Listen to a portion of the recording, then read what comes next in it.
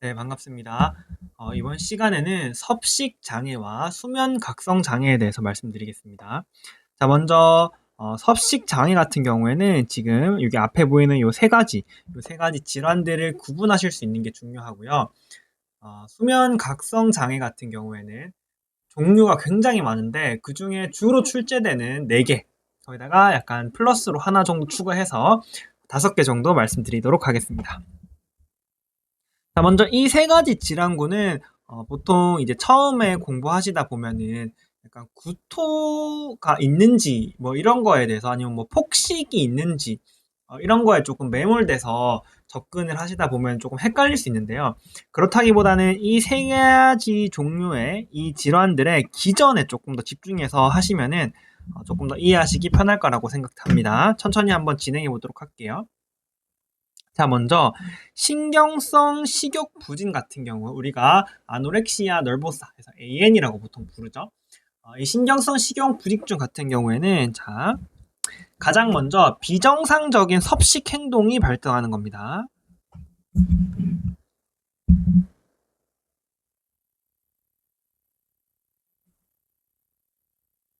비정상적인 섭식 행동이 발생하고요.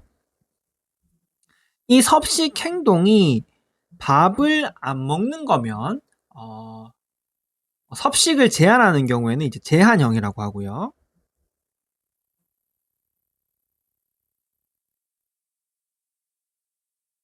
그리고 폭식 후에 구토로 벌어지면은 이제 폭식 제거형이라고 부릅니다.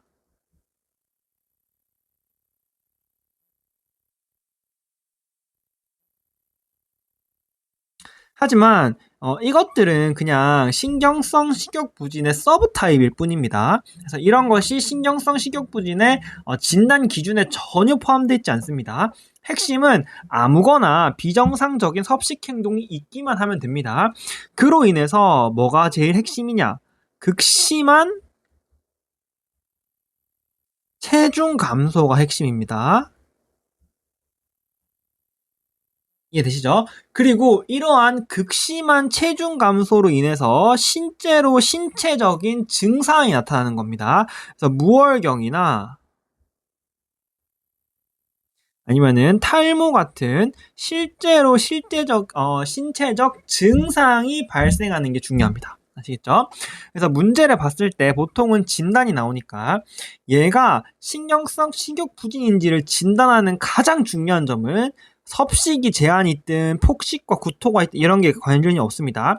가장 중요한 건 여러분들은 극심한 체중 감소로 인해서 BMI가 떨어져 있는지를 확인하셔야 됩니다. 이해되시죠?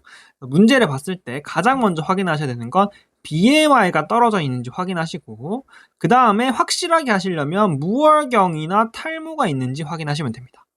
이해되시죠? 얘가 토를 하건 굶었건 상관없어요. 살이 빠졌고 실제로 이 빠진 살 때문에 무월경과 탈모가 발생했다면 얘는 뭐든지 상관없이 무조건 신경성 식욕 부진인 겁니다. 이해되시죠? 그래서 BMI가 떨어지고 그걸로 인한 무월경과 탈모가 중요하다. 이렇게 보시면 되겠습니다. 자, 치료 같은 경우에는 얘가 지금 체중이 감소한 게 문제거든요. 그러니까 당연히 영양을 공급해야 되고요. 자, 그 다음에 이제 인지행동 치료가 들어가야 되는데 왜 그러냐 하면은 여기에 우리가 맨 처음에 이거의 시작이 비정상적인 섭식 행동이었잖아요. 이러한 비정상적인 섭식 행동의 원인이 이것의 이제 잘 안 보이네요. 이것의 이제 원인이 왜곡된 이걸 뭐라 그러지? 체중 인식이라고 하네요. 왜곡된 체중 인식입니다. 그래서 특히 젊은 여성에서 호발하고요. 요즘에 워낙 아이돌이나 이런 분들이 다 뼈말라로 뮤고비 샤워를 해서 나오시기 때문에 이런 것들을 보면서 저게 이쁘고 정상적인 체형이구나라는 왜곡된 체중 인식이 발생하면서 이러한 제한형이든 폭식 제거형이든 토를 하든 뭘 하든 해서 결국에 BMI가 감소하면서 그로 인해서 무월경과 탈모가 발생했으니까 가장 먼저 영양을 이제 공급해 줘야 되고, 그다음에 인지 행동을 교정해서 왜곡된 체중 인식을 교정해 줘야겠다. 이렇게 보시면 되겠습니다. 자, 그다음에 신경성 폭식증 같은 경우에는 일단 제일 먼저 반복적인 폭식 사파가 발생합니다. 폭식 사파가 발생한다. 그리고 이 폭식 장애 같은 경우에도 딱 봐도 이름이 폭식 장애죠. 그래서 반복적인 폭식 사파까지 똑같아요.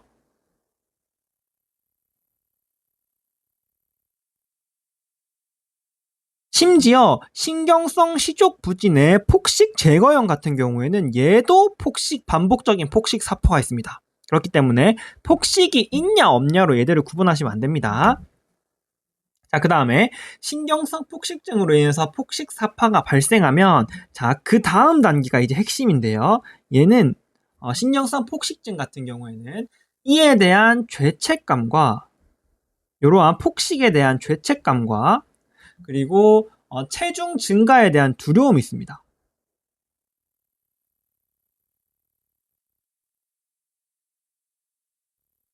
이해되시죠?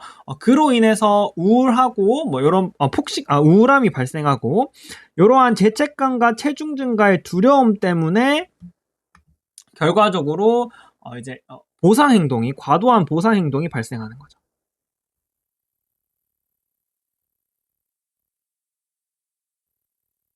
여기서 이제 보상 행동이라고 하면 구토라던가 아니면은 완화제라던가 아니면은 과도한 운동이라던가 이런 것들이 있습니다. 이해되시죠? 자, 이 질환의 기전적인 핵심은 죄책감이 있다. 그래서 체중 증가가 두렵고 죄책감이 있다는 데 있습니다. 자, 반대로 폭식 장애 같은 경우에는 이러한 반복적인 폭식 사포로 인해서 폭식 사포는 있는데 체중 감소에 대한 욕구가 없습니다.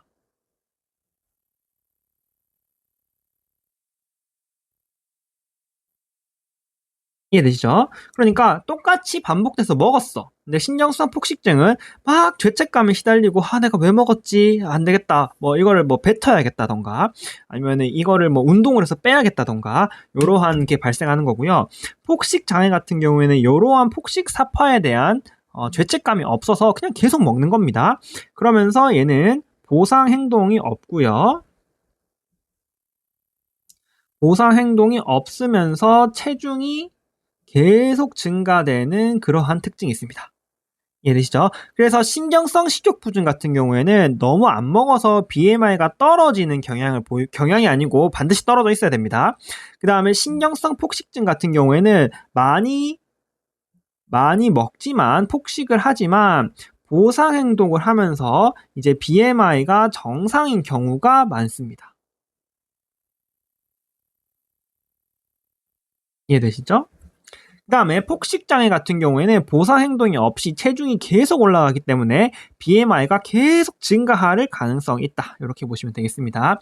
자, 핵심은 우리는 결국 진단을 해야 되니까, 핵심은 신경성 폭식증 같은 경우에는 죄책감과 체중 증가에 대한 두려움이란 단어가 반드시 들어갑니다. 이해되시죠?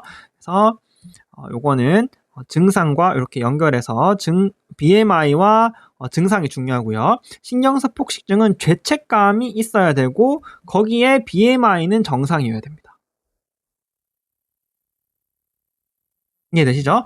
막 체중 감소가 두렵지만 BMI는 정상이어야 된다. 폭식장애 같은 경우에는 난 상관없어, 난 살쪄도, 약간 이런 느낌이라고 생각하시면 됩니다. 자, 그럼 치료 같은 경우에는 이 비행 같은 경우에는 핵심이, 지금 영양은 공급 안 해줘도 되죠. 왜냐면 BMI가 정상이니까 영양은 공급 안 해줘도 되는데, 이 친구의 문제는 죄책감과 우울감입니다. 내가 살을 이렇게 밥 먹어서 내가 뭐 돼지 새끼도 아니고, 이런 식으로 막 표현하는 거예요. 그렇기 때문에 그런 우울감과 죄책감을 치료해주기 위해서 SSRI를 투여합니다. 우울증을 치료하겠다는 거죠. 그래서 폭식과 우울 증상을 조금 치료해주고요. 그 다음에 이 친구도 당연히 인지행동 치료를 들어간다. 그래서 전반적인 식습관을 개선시켜 줄 수 있겠다. 이렇게 보시면 되겠습니다. 그 다음에 폭식장애 같은 경우에는 얘는 SSRI가 필요가 없겠죠, 당연히. 그러니까 인지행동 치료만 들어가서 뭐 살을 조금 빼야 된다던가 아니면은 그런 식으로 폭식하는 거는 뭐 몸에 좋지 않다던가 이런 식의 인식 개선이 있으면 되겠다. 이렇게 보시면 되겠습니다. 정리하자면 식욕부진, 그러니까 딱 문제가 딱 나왔어. 딱 봐도 선지를 보든 뭘 보든 딱 봐도 요거는 이제 섭식 장애 관련 문제야. 그러면 이제 저는 가장 먼저 BMI나 무혈경이나 탈모가 있는지 확인합니다. 그래서 있으면 다 필요 없고 신경성 식욕 부진이고요. 그게 없으면 그 다음에 이제 BN이냐 BED냐를 고민하셔야 되는데 그 뒤에는 이제 나 살찌는 거에 대한 두려움이 있으면 BN, 체중 감소 난 뭐 상관없어요 하면 BED 이런 식으로 진단이 흘러갑니다.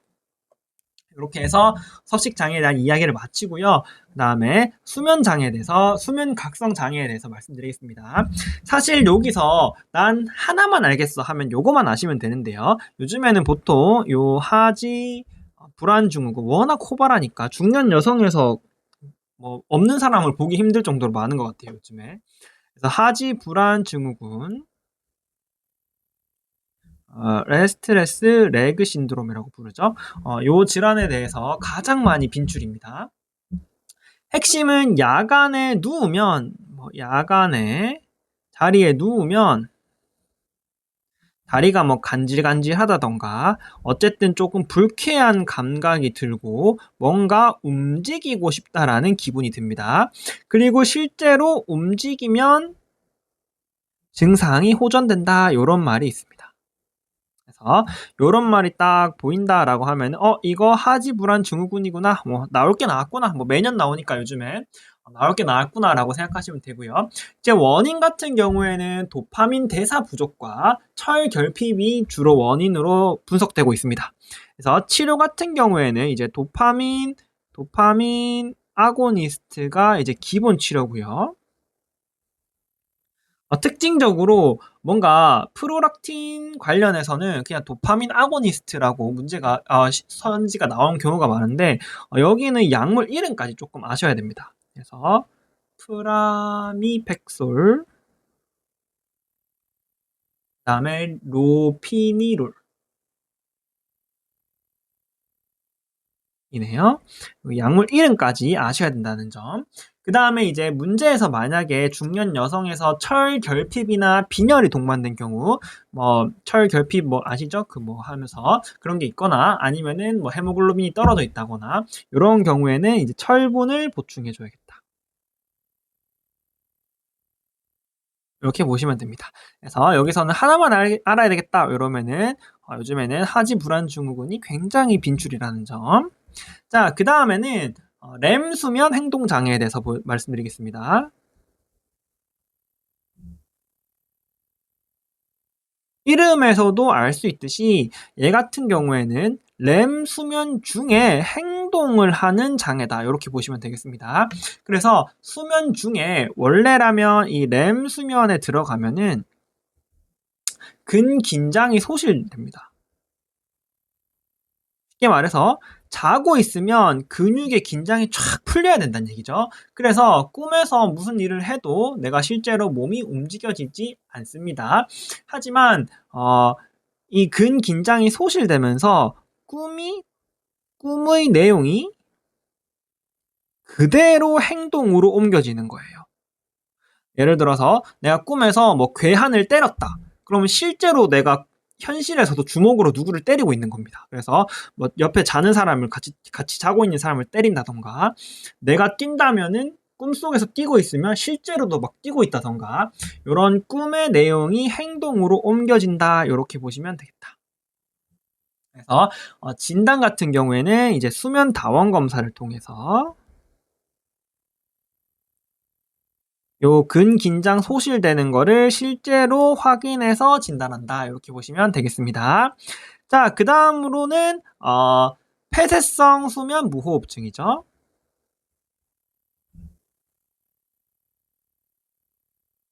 이거는 CPX에서 워낙 자주 언급되니까 다들 아실 것 같은데. 그래서 obstructive sleep apnea. 요 같은 경우에는 수면 중에 상기도가 반복적으로 폐쇄되면서 무호흡이나 저호흡이 발생하는 질환이죠. 그래서 중요한 점은 뭐 비만이라든지 아니면은 편도 비대한 남성에서 주로 호발하고요. 그 다음에 여기서 이제 핵심 워딩은 이제 코골이죠. 코골이가 이제 흔하게 동반된다. 이렇게 보시면 되겠습니다. 자, 그 다음에 요거는 사실 문제를 푸는 데는 중요하지 않지만 OSA에서 가장 중요한 거는 사실 이러한 반복적인 저산소증과 자율신경계 항진으로 인해서 고혈압이나 아니면은 심혈관 질환, 다른 심혈관 질환의 원인이 되죠. 하지만 우리 문제 푸는 데는 전혀 관련이 없죠. 어쨌든 코골이가 반복되고 상기도가 폐쇄되는 질환이다. 이렇게 보시면 되겠습니다. 자, 진단을 하려면은 문제에서 이제 핵심적으로 나오는 진단 기준은 무호흡 지수, 무호흡 혹은 무호흡 저호흡 지수 AHI가 5 이상이면 진단합니다. 쉽게 말해서 5번 이상 숨을 안 쉬면 진단한다는 겁니다. 수면 다원 검사에서요. 자, 그 다음에 이렇게 하면 이제 너 수면 무호흡증, 수면에서 무호흡했잖아요. 무호흡이니까 수면 무호흡이다라고 진단할 수 있는 거고요. 자, 그 다음에 얘가 폐쇄성인지 중추성인지 보려면은 호흡 노력이 있는지를 봐야 됩니다. 쉽게 말해서 내 복부나 아니면은 흉곽은 호흡을 하려고 막 노력을 하는 거죠. 드라이브는 있는 거죠.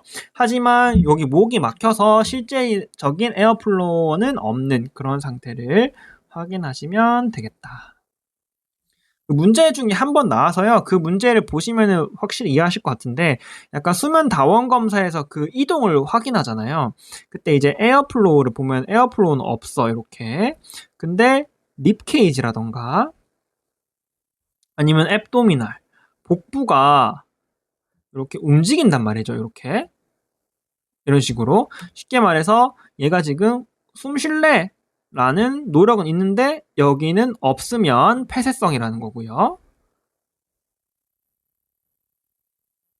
그 다음에 얘도 없고 얘도 없고 얘도 없으면 그냥 우리가 숨을 안 쉬는 거잖아요. 그래서 이거 이제 중추성이다. 이렇게 보시면 되겠다. 하지만 이게 임종평이었나? 하여튼 뭐 크게 중요하지 않았던 것 같아요. 그래서 확실히 더 중요한 거는 이게 이제 중요하다. 이렇게 보시면 되겠습니다. 그래서 비만인 오베시리한 남성에서 코골이가 동반되어 있고 문제 막 랩이 막 나올 거 아닙니까? 그 중에 무호흡 저호흡 지수가 5 이상이면 우리는 진단하시면 되겠습니다. 자, 그 다음에 기면증 같은 경우에는 여기부터는 이제 시험에 잘 나오진 않습니다. 기면증 같은 경우에는 이제 시상하부에서, 일단 적을까요? 기면증 같은 경우에는 이제 시상하부에서 분비하는 각성 유지 물질이 신경 전달 물질이 감소하는 겁니다. 쉽게 말해서 각성 상태를 유지할 수 있는 능력이 저하되는 거예요. 그러면서 이제 각성의 반대가 우리는 이제 램이라고 보통 볼 수 있죠. 그래서 이 램 상태가 각성 상태를 슬금슬금 침범해 오는 그런 질환이라고 보시면 됩니다. 쉽게 말해서 내가 깨어 있는데 램 상태에서 벌어질 법한 일들이 벌어지는 거죠.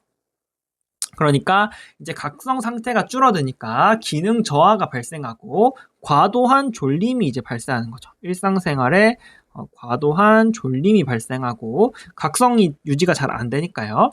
그 다음에 이제 램이 자꾸 침범하니까 깨어 있을 때 램 증상이 나타나는 겁니다. 램 증상이 아까 우리가 램 수면 행동장애 할 때 말씀드렸는데 제가 램 수면 당시에는 이제 근긴장이 소실된다고 말씀드렸죠. 온몸에 힘이 풀리는 겁니다. 그런데 기면증 같은 경우에서는 각성 상태니까 힘이 풀리면 안 되는데 이 각성을 유지를 못하면서 램이 침범하면서 이 램 상태가 침범하면서 각성 중인데 온몸에 힘이 풀려버리는 겁니다. 그럼 우리가 없어졌다, 탄력, 힘이 없어졌다 해서 탄력 발작이라고 부릅니다. 되죠? 그래서 힘이 탁 풀려서 쓰러진 적이 있다거나, 그러니까 너무 졸린데, 그래서 졸림과 함께 탄력 발작이 동반되면은 우리는 의심을 할 수 있다. 이렇게 보시면 되겠습니다.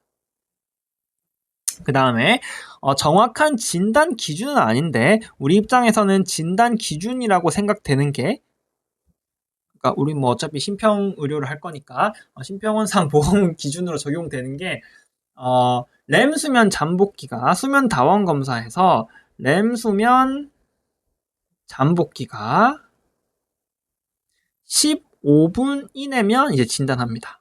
그게 중요하진 않은 것 같습니다. 쉽게 말해서 램이 지금 자꾸 파고드는 게 문제거든요. 그러니까 얘가 잠이 들면 보통은 이제 넌램을 조금 있다가 램 수면이 슬금슬금 들어와야 되는데 자자마자 15분 이내로 램이 침투하는 거죠. 이렇게 보시면 됩니다. 그러면 우리는 기면증을 임프레션으로 잡을 수 있고요. 어쨌든 문제를 풀 때는 증상에는 과도한 졸림과 함께 요 탄력 발작이 있으면 우리가 기면증이구나, 나nar코lep시구나 라고 생각하시면 됩니다. 자, 그 다음에 마지막으로 요거는 이제 특별한 질환이라기보다는 불면 장애죠. 전반적인 불면 장애에 대해서 말씀드리면, 이제 이 불면 장애했을 때 교과서적인 핵심은 잠들기 어렵거나 자주 깨거나 너무 일찍 깨어서 잠에 들지 못해서 주간에 피로가 발생하는 모든 경우를 이제 우리는 불면 장애라고 부르고요. 여기에 치료 같은 경우에는 이제 수면 위생 교육과 인지 행동 치료가 이제 기본이고, 거기에 수면제는 최소화해라. 요게 이제 기조입니다. 거기다가 이 중에서 문제로 출제되는 부분은 요 수면 위생 하나인데요. 문제에서 보통 요런 말이 있을 거예요. 빈출되는 게 어떻게 빈출되냐면 잠이 안 와도 누워 있는다. 요런 말이 있습니다. 근데 우리 이제 수면 위생 중에 핵심이 잠 올 때만 누워라가 이제 핵심이잖아요. 그렇기 때문에 요때 우리가 어떤 치료를 해야 되냐라고 하면은 핵심으로 나오는 용어가 수면 제한입니다. 잠시만요. 제가 정확한 워딩으로 찾아드릴게요. 기억이 잘 안 나서. 수면 제한이 맞네요. 네, 수면 제한입니다. 쉽게 말해서 잠이 안 와도 누워있으면 야 눕지 말고 일어나라 이런 거죠. 그래서 이런 거 할 때 치료로 수면 제한이 몇 번 나온 적이 있다는 점 그렇게 알아주시면 되겠습니다. 그래서 여기 수면 각성 장애에서는 하지 불안 증후군, 그 다음에 램 수면 행동 장애, 폐쇄성 수면 무호흡증, 기면증에 대해서 말씀드렸는데요. 마지막에 수면 제한까지. 주로 문제는 요 하지 불안 증후군이 주로 출제되고요. 그래서 요 증상, 야간에 누웠더니 다리가 뭔가 이상하고 움직이고 싶다라고 하는 게 주로 출제가 된다. 그리고 약물 이름까지 반드시 아셔야 된다. 이렇게 보시면 되고요. 램 수면 행동 장애는 자꾸 움직인다 자다가 이렇게 보시면 되고요. 그 다음에 폐쇄성 수면 무호흡증은 코골이가 있고 요거 뭐 중년 남성으로 문제가 나올 거예요. 비만인. 기면증은 이제 탄력 발작, 갑자기 뭐 힘이 빠지고 쓰러졌다. 뭐 이런 게 나오면은 기면증이라고 보시면 되고, 여기 앞에 말씀드린 요 세 가지 구분하시는 게 중요하다는 거 말씀드리면서 이번 시간 여기까지 하도록 하겠습니다. 수고하셨습니다.